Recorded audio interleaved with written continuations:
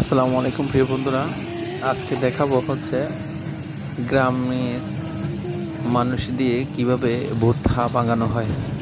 এই ভুট্টাগুলো গ্রামের মাঠে হয়। মাঠ থেকে উঠানোর পরে এগুলো রোদে শুকাইতে হয়। রোদে শুকানোর পরে এগুলোকে একটা ঝুড়ির মধ্যে নিয়ে তারপর একটা মেশিনের মাধ্যমে এগুলোকে ভাঙানো হয়।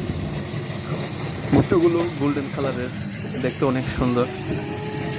এরপরে ঝুড়ির মধ্যে নেওয়ার পরে এগুলা মেশিনের এক প্রান্ত থেকে ঢালা হয়। মেশিনের এক প্রান্ত থেকে ঢালার পরে এগুলা দেখবেন সবগুলা খোসা আলাদা হয়ে যাচ্ছে আর বীজগুলো নিচে পড়তেছে। অসম্ভব সুন্দর।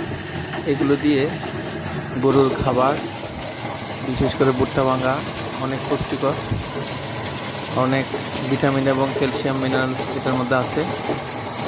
তারপরে এগুলো বাজারজাত করা হয়। প্রতি মন 1300 টাকা করে বর্তমানে বিক্রি হচ্ছে।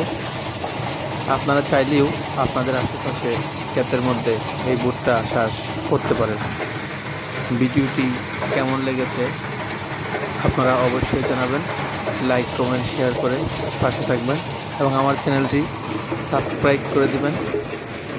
এরকম নিত্য নতুন সুন্দর সুন্দর ভিডিও পেতে আমার চ্যানেলটি অবশ্যই আপনারা সাবস্ক্রাইব করে পাশে থাকবেন। আপনাদেরকে অসংখ্য ধন্যবাদ। আসসালাম।